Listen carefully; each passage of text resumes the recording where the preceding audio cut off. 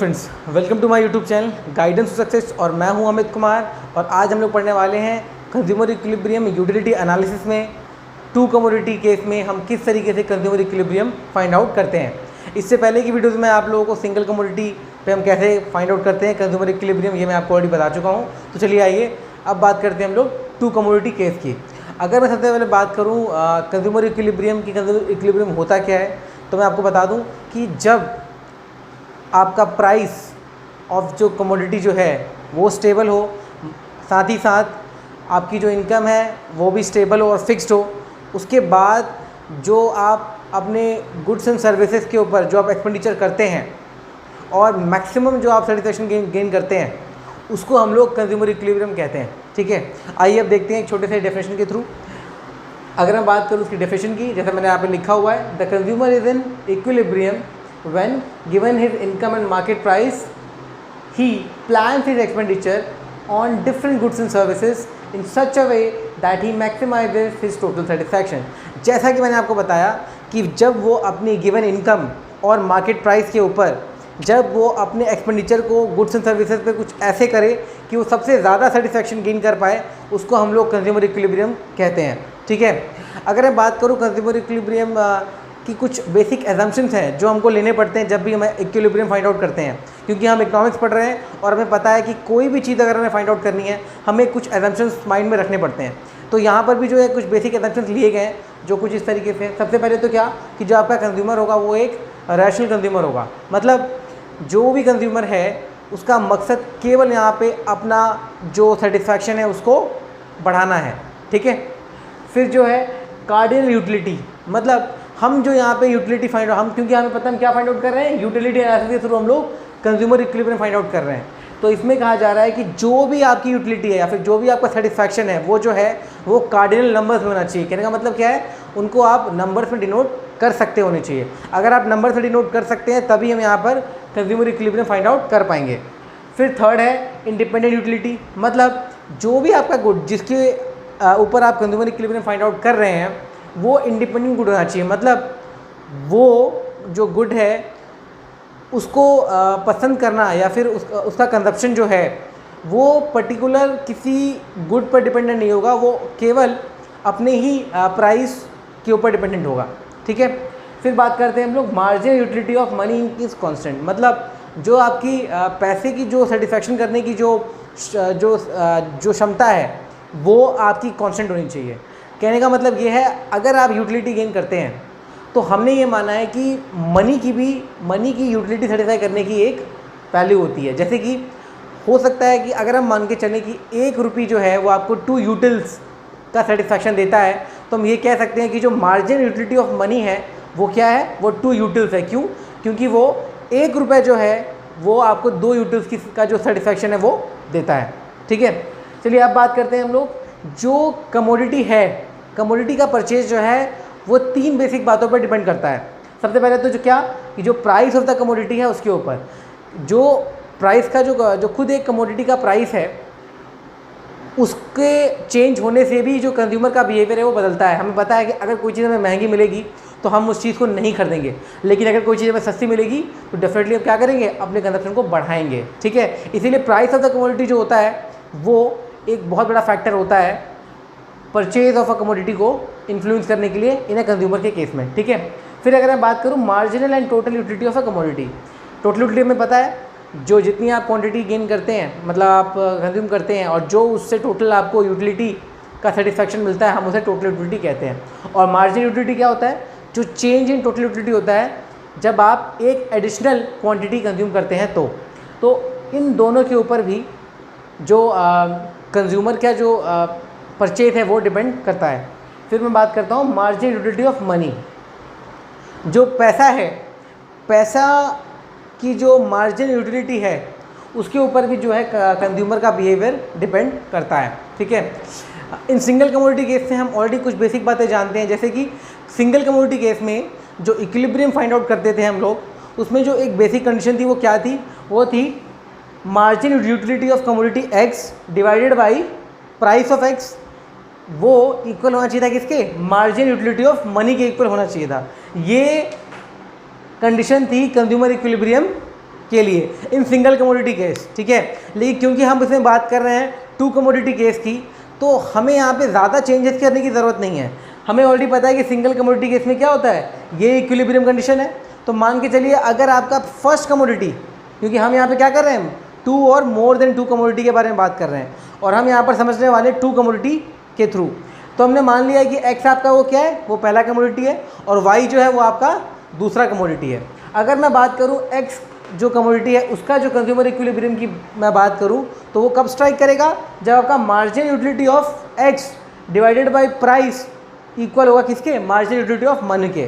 Same ऐसा ही अगर मैं सिर्फ वाई की बात करूँ, तो वाई के केस में क्या हो जाएगा, मार्जिनल यूटिलिटी ऑफ वाई, और जब आप उसको चेंज डिवाइड करेंगे प्राइस से, तो आपको मिल जाएगा मार्जिनल यूटिलिटी ऑफ मनी। ये कंडीशन होगी किसकी, कमोडिटी वाई के केस में। अब आप देख सकते हैं इन दोनों में कुछ कॉमन है, और वो कॉमन क्या है, कॉमन आपको दिख रहा होगा कि जो मार्जिनल यूटिलिटी ऑफ मनी और मार्जिनल यूटिलिटी ऑफ मनी है वो आप देख रहे होंगे फिलहाल कॉमन है। कॉमन क्योंकि मैंने यहाँ पे कोई भी उसकी वैल्यू नहीं लिखी है। तो हम पहला एजम्पशन ये मानेंगे कि जो मार्जिनल यूटिलिटी ऑफ मनी है वो कंज्यूमर इक्विलिब्रियम फाइंड आउट करने के लिए ज़रूरी है कि हम ये एज्यूम कर लें कि मार्जिनल यूटिलिटी ऑफ मनी जो होगा, चाहे वो कमोडिटी एक्स हो या फिर वाई हो, वो सेम होगा। मतलब मैं ये मान के चलूँगा कि अगर मेरे पास 1 रुपये है तो वो मुझे सेटिस्फैक्शन जितनी 2 यूटिल्स की दे रहा होगा कमोडिटी एक्स को कंज्यूम करने पे, उतनी ही सेटिस्फैक्शन वो मुझे कमोडिटी वाई को कंज्यूम करने में दे रहा होगा। मतलब आपके जो पैसा है, मनी की जो मार्जिनल यूटिलिटी है वो हमने कांस्टेंट मान ली है, ठीक है, या फिर फिक्स्ड मान लिया, आप ये समझिए। फिर अगर मैं बात करूँ, क्योंकि अब ये 2 इक्वेशन हमारे पास है, हम अगर इस दोनों इक्वेशन को एक दूसरे के इक्वल रखें, ठीक है, जैसा कि मैंने यहाँ पे क्या रख दिया है, marginal utility of X divided by price of X is equals to marginal utility of Y upon price of Y is equals to marginal utility of money. क्योंकि ये मैंने क्या माना है, दोनों ही केसेस में, चाहे वो एक्स हो और वाई हो के केस में इक्वल होंगे, ठीक है। आइए अब, क्योंकि हम लोग यहाँ पे समझने की कोशिश कर रहे हैं कंज्यूमर इक्विलिब्रियम इन 2 कमोडिटी केस, अच्छा होगा हम क्या करें, एक टेबल का इस्तेमाल करें। तो आप देख सकते हैं यहाँ पर एक टेबल मेंशन किया है मैंने आपके लिए, इसमें ऑलरेडी मैंने बताया हुआ है क्या कंज्यूमर इक्विलिब्रियम है 2 कमोडिटी केस में। आप देख सकते हैं सबसे पहले क्या मेंशन किया है मैंने, यूनिट्स ऑफ कमोडिटी, कि जो आपने कमोडिटी की जितनी यूनिट्स कंज्यूम किया है, ये मैंने मेंशन किया 1 2 3 4 5 करके। और आप देख सकते हैं ये है marginal utility of x in utils, मतलब ये मनी के फॉर्म में नहीं है। क्यों, क्योंकि मैंने ऑलरेडी माना है कि जो मार्जिनल यूटिलिटी ऑफ मनी है वो क्या है, कॉन्स्टेंट है। फिर हम बात कर सकते हैं, अब देखिए आप यहाँ पे जो मार्जिनल यूटिलिटी ऑफ एक्स है वो क्या है, 1 कमोडिटी केस में 25 है, सेकंड के केस में 20, 15, 10 एंड 0। और जो मार्जिनल यूटिलिटी ऑफ जो वाई है वो फर्स्ट कमोडिटी केस में 30, सेकंड में 26, थर्ड में 10, फोर्थ में 2 और लास्ट में 0 फिफ्थ क्वांटिटी में, ठीक है।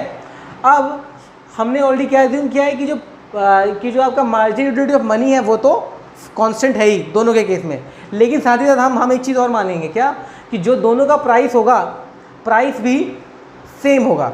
ऐसा क्यों, क्योंकि इससे हमारा कॉम्प्लिकेशंस कम हो जाएगा, ठीक है।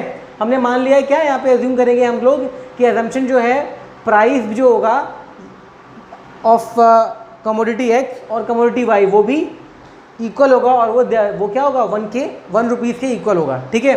अब हमारे लिए बहुत ही समझना आसान है। अब अगर हमें फाइंड आउट करना है कि हम इक्विलिब्रियम कैसे फाइंड आउट करें, तो उसके लिए ज़रूरी होगा कि हम लोग क्या करें, हम एक डायग्राम का सहारा लें। अगर आप एक ये डायग्राम देख सकें, ठीक है। अब ये जो टेबल है आप इसको अब माइंड में ना रखें, केवल आप इस डायग्राम को देखें।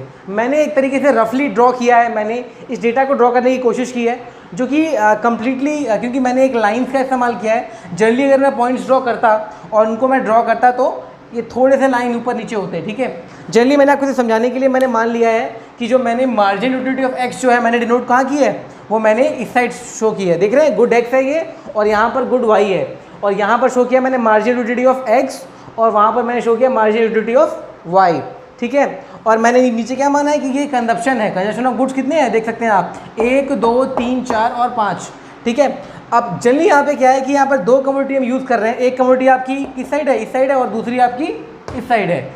इस वजह से जो आपका ये नीचे नंबर जा रहा है 1 2 3 4 5, जब आप एक्स कमोडिटी के केस देखेंगे तो ये नंबर जा रहा है 1 2 3 4 5 करके, लेकिन अगर आप वाई कमोडिटी के केस में देखेंगे तो ये जो नंबर्स होगा ये यहाँ पर 1 होगा, ये 2, ये 3, ये 4 और ये 5 होगा, ठीक है।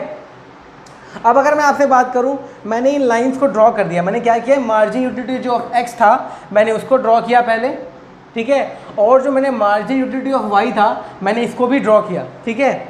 अब जहाँ पर भी आप ये कंडीशन को सेटिस्फाई कर पाएँ, ये कहाँ पे सेटिस्फाई कर रही होगी, अगर आप एक बार देखें मैंने क्या लिखा है, marginal utility of X divide by price, marginal utility of Y divide by price, क्योंकि मैंने क्या माना है, आपका जो प्राइस है वो तो इक्वल है।